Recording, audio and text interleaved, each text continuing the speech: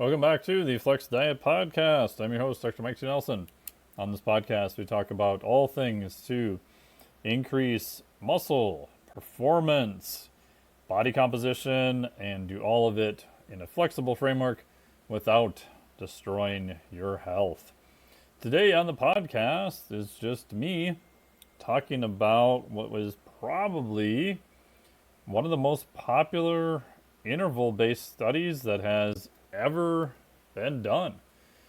You might disagree with that, but I would say that the Tabata training is still something you hear about. And the original Tabata was published in Medicine and Science and Sport Exercise in 1996. The main researcher on it was, shocker, by the name Tabata. And I don't think most people on the internet spouting random training advice ever actually read full studies. This one's been open access for quite a while. So today I wanted to do a relatively short breakdown of the pros and cons of the Tabata study, and also remind you that this will be heavily featured in the Flexible Meathead Cardio Level 2. This will be one of the protocols we talk about. We've got a ton of principles, other protocols, and everything on the more anaerobic, high-intensity interval segment. That is what we're covering in Level 2. Level 1 was more of the base and covered the aerobic side of the equation. Now, I know aerobic and anaerobic are kind of a little bit of a artificial delineation, but it was just easiest to split the course into those two parts. So as you know, aerobic training is the body's ability to use oxygen. Anaerobic is not using oxygen. Now, of course, nothing is purely aerobic or purely anaerobic, but on the anaerobic side, we're looking at the shorter intensity, higher output work.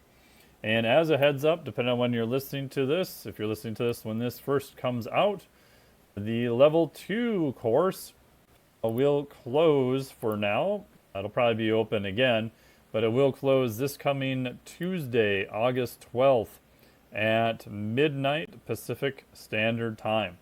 We will put a link to the program down below so you can still hop in there. We are teaching this first one live, so we'll have the live portion of Tuesday starting at 9 a.m. Central Time, and then Thursday starting at noon Central Time. And that will be the same the following week on the 19th and then also on the 21st. So there'll be 4 live portions. If you're not able to make it live, everything will be recorded. We'll have it in a nice online learning portal for you, so you will still get all of the material afterwards. So you can still sign up until this coming Tuesday night at midnight Pacific Standard Time. And then if you're already signed up, I will see you in the live portion, hopefully. So today, talking about the Tabata study, as I mentioned, was published in 1996. So a couple myths about Tabata, and then I'm going to do a breakdown of the study and explain how this is useful to you and some recommendations that you can do to make it a little bit better. Unfortunately, you go on the old internet, it looks like Tabata could be everything now. I've seen one-arm preacher curls on a Bosu ball stating that it's Tabata, or Metcons that are Tabata, or squat Tabatas. And there may be some benefits to these protocols. I don't know about the one-arm Bosu ball curls and that type of stuff. But are those really true Tabata training? I would say definitely not, and probably not even close at all. It just seems like anything that's 4 minutes in time gets to be considered a Tabata. I also think the main reason the Tabata was super popular is that it was described as the ultimate fat-burning workout in only 4 minutes. We'll talk a little bit about that. What are the pros and some of the cons of that? And the shocker is the original study didn't see much body comp changes. Another myth is any intense workout that's 20 seconds on, 10 seconds off is a Tabata. And now 20 seconds on, 10 seconds off for intervals is incredibly brutal. Usually if you get to a 1-to-1 work to rest ratio, so for example, in the Flexible Meathead Cardio 2, we have a protocol that's the classic 30 seconds on, 30 seconds off, modifications to that also. That's brutal, and that's a 1-to-1 work to rest ratio. When you get below that, you're definitely doing what is called incomplete rest. There is no way if you're going really hard for 20 seconds, you're going to recover much in 10 seconds. And again, that was kind of the point of the original Tabata study. Again, the Tabata study has been promoted, as I mentioned, to burn a ton of fat during the session. That was not true. There is some fat burning effect after it, which we'll talk about. It seems like Tabata is being used for everybody, and I think that is a huge mistake. Again, the intensity of the Tabata training in the original study, which was 1996, was using a cycle ergometer, and it was 170% of VO2 max. So not just working at VO2 max, right, which is the maximum amount, the volume of oxygen you can run through your system. So that's kind of your cap on the aerobic side of the equation. You were at 170% of that. So for simple math, if you wanted to take your 2K on a Concept 2 rower, which is a good approximation of VO2 max, you average watts that you did for that, let's say, is 200 watts. For the Tabata, you would do 170% of that 200 watts. So it is a very, very high output. And one of my biggest critiques of the Tabata everything is that most modalities do not allow you to even hit 170% of your VO2 max, even if you are a rather trained meathead on the aerobic and anaerobic side. You could do all the one-arm preacher curls you want, and unless you are incredibly detrained, and even then I don't think it's possible, you're not going to hit 170% of your VO2 max. The only real modalities in practice that are probably useful for that are going to be some type of bike. Assault bikes do work great for this, like the Rogue Echo bike or assault bikes. If you're a little bit more trained, like they did in the study, you can definitely do it on a cycle ergometer, cycling. That can definitely happen. I can definitely do it on a rower. I like the Concept 2 rower, even though I don't get any money from Concept 2. I feel like I probably should for how much I plug their stuff. Maybe a VersaClimber, probably do it on that. That's about it. So just by definition, you probably have to be on one of those modalities in order to even try to hit 170% of VO2 max. The other nice part about those modalities is it gives you power output also, so you'll know exactly where you're at. So the reality is, Tabatas are not beginner friendly at all. I don't think most people should use them. There are some, like we'll talk about some pros. There's definitely a lot of cons. But I view this as an extremely advanced protocol. And again, there's a time and a place to do that, but I would definitely not start with this if you are a beginner. You're literally just going to do, even if you're on a rower or a bike, a lot of very low quality work.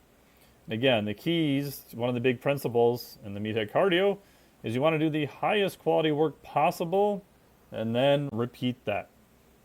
So if you follow even a lot of the stuff from my good buddy, Coach Cal Deitz, obviously we wrote the Triphasic 2 training book. One of the big themes of that book is doing high quality work first and then have the capacity to repeat it. That's why even if you're a meathead, having a really solid developed aerobic base and even anaerobic training makes a huge difference, even if you only care about your lifting numbers, because it allows you to do more high quality volume. And by high quality volume, we're talking about staying at whatever percentage you've programmed. So let's say if you're doing reps at 85% of your 1 rep max, you probably don't want to rest 10 minutes between each set. If you can stay at that workload and you can do it in less time, that is a greater density. Therefore, you have more developed your aerobic and to some degree your anaerobic systems. So that's how I even started doing more aerobic stuff. Obviously, there's a ton of health benefits for that. There's a ton of literature showing that. But just for pure lifting, what I found is lifting is easier. I can do a lot more volume and I can do it in a lot less time. So if you're very crunched for time, compressing your training i.e. increasing your density, is a great way to get around the time issue. However, you still want to do the quality of work. You don't want to see the weight you're lifting dramatically drop, or the reps you were trying to stay in, especially the rep range, to drop. So I would say it is definitely not a beginner protocol. So what did they actually do in the original Tabata study? The goal there was to look at young physically active athletes, and they were moderately trained prior to the study. Now, I would say these are probably pretty highly trained. Their starting VO2 max was 48 milliliters per kg per minute. And it is true, like, the study was effective. So at the end, they gained about 7 milliliters per kg per minute. So it's about a 15% increase, which for a short study, a study was only 6 weeks, that's pretty damn good. So they ended at around 55 milliliters per kg per minute. So as you know, that is a standardized per body weight. That's not bad at all. I would definitely take that. The caveat is they have a relatively high VO2 max to start already. They're just short of 50. So if your VO2 max is in the 20s or 30s or maybe even low 40s, this is probably going to be very, very difficult for you to do. And what I've seen with how Tabatas are typically done, people will make progress for a couple weeks and then they just get absolutely torched and do not make any further progress. So again, is a VO2 max of 50 an elite standard, especially by aerobic standards? Nope. But I would say it is definitely on the higher side for sure. So the protocol, as you know, is 20 seconds of all-out cycling. And this is done, as we mentioned, at 170% of VO2 max. They completed this for 7 to 8 rounds with 10 seconds of complete rest between bouts. They were using a cycle ergometer, so stationary fancy bike. They did do it at 90 RPMs, and they adjusted the intensity to occur exhaustion in about the 7th to 8th bout. So again, by definition, the protocol was designed at a very high output for enough rounds that most athletes were not able to complete it. And that was designed that way on purpose. The other part that people forget is this was done 4 days per week. So what you'll see with some Tabata work is it was done 1 time per week. Now again, you may get some benefits from that. There might be a way to do that. I would argue there's better protocols to do in place of that. But if you've ever tried to get motivated to do this, so years ago I read this study and attempted to do it. I literally made it about a week and a half. Now my VO2 max and aerobic system wasn't super developed at that point, but the main issue I found, and I've tried this again rather recently, it was probably 2 years ago, holding that output of 170% of VO2 max with that incomplete rest is very difficult. And then, in all honesty, trying to get the gonadal fortitude to do this again 4 days per week, it was not really fun at all. So the weekly structure, they did 4 days per week. They did the exhaustive Tabata protocol. And then 1 day per week, they did 30 minutes at 70% of VO2 max, plus 4 what they call non-exhaustive Tabata bouts. So this went on for about 6 weeks. What's cool about the study is they did have a group they were comparing it to. The group they're comparing it to did 60 minutes of cycling at 70% of VO2 max 5 days per week. So was a pretty decent other group that they compared it against. Now it is true, compared to that group, was there a significant savings in the amount of time for work done? Yes. But again, these were rather trained individuals who did the study. What else they saw was anaerobic capacity, which they used something called maximal accumulated O2 deficit, increased by about 28% after 6 weeks. Additional notes, what they mentioned was that oxygen uptake during the final bouts approached VO2 max. So this was stressing both the aerobic and the anaerobic systems. And I keep harping on this point, but if you do not have a very well-developed aerobic system, the odds that you're going to pull off any type of Tabata training are slim to none. Because remember, they're using 10 seconds of rest. So you need a massive aerobic engine to be able to recover to hit 170% of VO2 max again. So having a good aerobic developed system before you do something like a Tabata is critical. So what I see is a lot of people promoting Tabatas as a way to start, and I would go back and do aerobic training like we talk about in the level 1. And once you're getting pretty good at that, yes, by all means, there's huge benefits to doing high intensity interval training. There's no question about that. So that's a brief rundown of the study. We'll talk a little bit more about it in the level 2 training. It did deliver both aerobic and anaerobic gains. I did do this in a fraction of the time compared to steady state cardio. And the athletes who did this were a very highly trained population in order to start. So most people doing Tabatas now are not getting anywhere close to that intensity. So in level 2, I'll go through the protocols that I use that are roughly based on a Tabata, but I'll give you a hint. You can play with the parameters of either frequency, so you can do it a little bit less days per week, or you can do it for less rounds per day, or my favorite is you can pull out the rest period. Again, if we back up all the way and look at what the probably main driver of the principle of this, I would argue is it's the ability to do high intensity output. So a lot of times what I'll do is I'll open up that rest period so that people can repeat the high level of intensity first, accumulate some volume there, and then over time increase the density, i.e. shorten the rest period. I found that that works way better because again, if you just take someone who has a moderate to low VO2 max and let's say we put them on a rower and they do the first round at 170%, so they hit in whatever their wattage is, let's say it's 350 watts, 10 seconds of rest, they might hit the next one.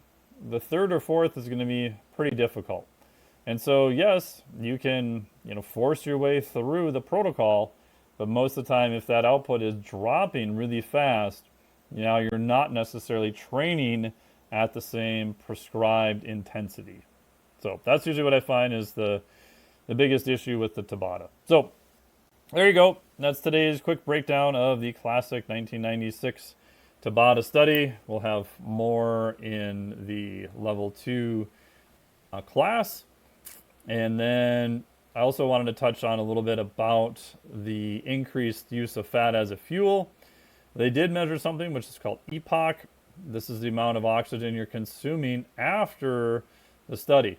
And they did show that there is a fair amount of increase of use of fat after the study.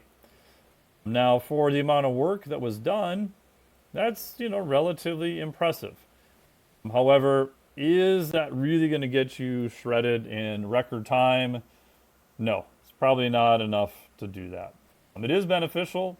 I do think if you're looking to drive fat adaptation or increase the body's use of fat as a fuel, that is one potential lever you can pull, but it's not really where I would start. If you do the math and figure out how many grams that is, again, these are people who are doing it at the prescribed intensity. In terms of comparison for time, pretty impressive. In terms of the total amount actually used for the amount of effort put in, it's debatable if it's really going to make a huge difference. So there you go.